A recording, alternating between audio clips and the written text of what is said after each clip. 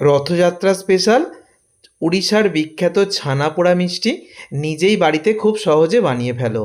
একদম পারফেক্ট হবে, এত অপূর্ব হবে যে নিজেই বিশ্বাস করতে পারবে না যে বাড়িতে এত সহজে এত সুন্দরভাবে এই ছানা পোড়া বানানো যায়।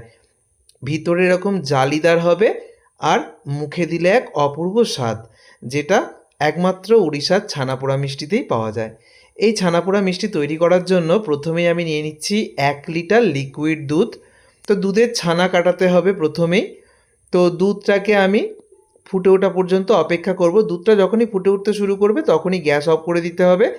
গ্যাস অফ করে মিনিট খানেক অপেক্ষা করব। মিনিট খানেক একটু হাতা দিয়ে নেড়েচেড়ে তারপরে এখানে ভিনিগার আর জলের মিশ্রণ নিয়েছি। আমি ভিনিগার আর জলের মিশ্রণ দিয়ে কাটাচ্ছি। তোমরা চাইলে পাতিলেবু দিয়েও কাটাতে পারো, অথবা ছানা কাটানো পাউডার, টক দই, যেটা খুশি ব্যবহার করতে পারো। খুব সহজেই দেখো ভিনিগার আর জলের মিশ্রণটা দেওয়ার পর ছানা কেটে গেছে। এবার ছানাটাকে খুব ভালো করে ছেঁকে নেব। ছানাটাকে ভালো করে একটা স্ট্রেনারের মধ্যে রেখে আমি ছানার জলটাকে আলাদা করে নিলাম। সঙ্গে সঙ্গে আমি নর্মাল ঠান্ডা জল দিয়ে খুব ভালো করে ছানাটাকে ধুয়ে নিলাম। তো এবার দেখো একটু চেপে চেপে এইভাবে ছানার এক্সট্রা জলটাকে বার করে নেব, তবে খুব অতিরিক্ত প্রেসার দেওয়ার দরকার নেই।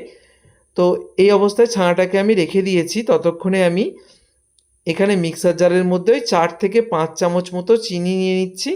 আর চিনির মধ্যে আমি একটা 10 টাকা দামের গুঁড়ো দুধের প্যাকেট আর কয়েকটা এলাচ এরকম দানা বার করে দানার অংশগুলো দিয়ে দিচ্ছি।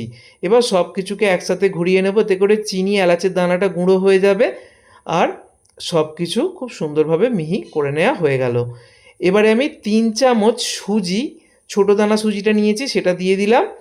আবারও একবার ঘুরিয়ে নেব, এতে করে সুজির দানাগুলো খুব সুন্দর করে একসাথে গুঁড়ো হয়ে যাবে আর একটা খুব সুন্দর মিশ্রণ আমি পেয়ে গেলাম। এবারে আমি যে ছানাটা রেডি করে রেখেছিলাম জল ঝরিয়ে, সেটা আমি একটা বোলের মধ্যে এরকম নিয়ে নিলাম। প্রথমে ছানাটাকে হাত দিয়ে মিনিট খানেক ভালো করে একটু মেখে নিতে হবে। ছানাটাকে খুব ভালো করে আমি দেখো হাত দিয়ে মিনিট খানেক সময় ধরে মেখে নিলাম। ছানাটা ভালো করে মাখা হয়ে গেছে, ছানাটা এরকম মিহি করে নিয়েছি যতটা সম্ভব। এবার মিক্সার জারের মধ্যে যে সুজি, চিনি, এলাচ, গুঁড়ো দুধ একসাথে গুঁড়ো করে রেখে দিয়েছিলাম সেটা দিয়ে দিলাম। আর এখানে আমি 1 চামচ ময়দা দিচ্ছি। ময়দা দেওয়াটা সম্পূর্ণ অপশনাল, ময়দাটা তোমরা অবশ্যই বাদ দিতে পারো। আমি এখানে 1 চামচ দিয়েছি। এবার বেকিং পাউডার আর বেকিং সোডা দিয়ে দিচ্ছি। বেকিং পাউডারটা ছোটো চামচের 1 চামচের 3 ভাগের 1 ভাগ, আর বেকিং সোডাটা একদম সামান্য নিয়েছি। আর অল্প জল দিলাম। এবার সব কিছুকে একসাথে মেখে নেব। এই জলটা দেওয়ার কারণে সুজিটা ফুলে উঠবে। তো ভালো করে জল দিয়ে মেখে নিচ্ছি। মিনিট খানেক সময় ধরে খুব ভালো করে আমি মেখে এটাকে রেখে দেব। এটাকে রেস্টে রাখতে হবে, যেহেতু সুজি রয়েছে এটা একটু ফুলে উঠবে। তো মিনিট 15 মতো আমি রেস্টে রেখে দিয়েছিলাম। হাতে সময় বেশি থাকলে 30 মিনিটও রাখতে পারো। আর এদিকে একটা এরকম বাটি নিয়েছি, বাটির ভেতরে আমি খুব ভালো করে তেল লাগিয়ে নেবো। কেক টিনও ব্যবহার করতে পারো। তেল ভালো করে লাগিয়ে নিয়েছি। এবার একটা কলা পাতা নিয়েছি, দেখো কলা পাতাকে কেটে নিয়েছি বাটি নিচের অংশের সমান করে। আর কলা পাতাগুলো কেটে নেওয়ার পর আমি একটু পুড়িয়ে নিয়েছিলাম, এতে করে পাতাটা নরম হয়ে যাবে। তারপরে কলা পাতার মধ্যে ঘি বা তেল যে কোনো একটা মিশিয়ে নিতে পারো, কোনো অসুবিধা নেই। আর দেখো সাইডের অংশ কলা পাতা দিয়েই আমি এভাবে করে দিচ্ছি। এটা শাল পাতা দিয়ে করলে বেশি ভালো হয়, তবে শাল পাতা সবসময় পাওয়া যায় না।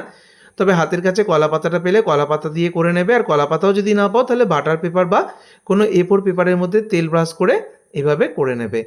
আর যে মিশ্রণটা সেটা আমি দিয়ে দিয়েছি, আর একটু হাত দিয়ে চেপে সমান করে নিলাম। আর ওপর থেকে দেখো আমি কাজু বাদাম আর কিশমিশ দিয়ে যতটা সম্ভব সাজিয়ে দিচ্ছি। এখন আমি কোনো রকম ঘিয়ের ব্যবহার করিনি।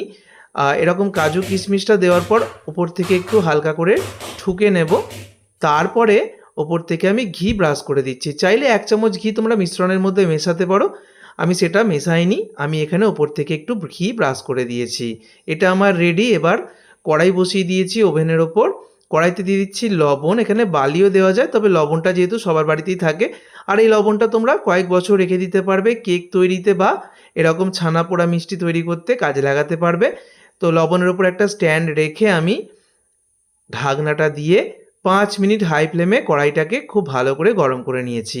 এবার 5 মিনিট পর ঢাকনা খুলে আমি বাটিটাকে বসিয়ে দিলাম খুব সাবধানে। এবার গ্যাসের ফ্লেমটাকে একদম লো করে দিয়ে ঢাকা দিয়ে দিচ্ছি। একদম লো ফ্লেমে আমি 50 মিনিট পর ফিরে এলাম। সময়টা অবশ্যই একটু কম বেশি লাগতে পারে। একদম লো ফ্লেমে আমি বসিয়ে রেখেছিলাম। আর আমি একটা টুথপিক দিয়ে চেক করে নিচ্ছি, দেখো টুথপিকের গায়ে কিন্তু কোনো অংশ লাগেনি, তার মানে এই ছানা পোড়া মিষ্টিটা একদম রেডি। এবার কড়াই থেকে খুব সাবধানে ছানাচি দিয়ে তুলে আমি নাবিয়ে সম্পূর্ণ ঠান্ডা করার পরই এটাকে বার করব। তো আমি সম্পূর্ণ ঠান্ডা করে নিয়েছি, আর ঠান্ডা করার পর একটা প্লেট রেখে প্লেটটাকে দেখো এরকমভাবে উল্টিয়ে নিয়ে বাটির পেছনে হালকা করে টোকা দিলেই কিন্তু খুব সহজেই বেরিয়ে আসবে। আর দেখো কত সুন্দর তৈরি হয়েছে, একদম দোকানের ছানা পোড়া মিষ্টিকে হার মানাবে, এতটাই সুন্দর দেখতে হয়েছে আর এত অপূর্ব স্বাদ হয় যে খেয়ে বুঝতেই পারবে না যে এটা উড়িষ্যার নয়, বাড়িতে তৈরি করা ছানা পোড়া মিষ্টি। ওপর থেকে একটু চিনি শিরা, মধু অথবা ক্যারামেল যে কোনো একটা এরকম একটু লাগিয়ে দেবে, এতে করে দেখতে ভালো লাগে আর খাওয়ার সময় ভালো লাগে। একদম সামনে থেকে দেখিয়ে দিচ্ছি, দেখো কতটা সুন্দর তৈরি হয়েছে।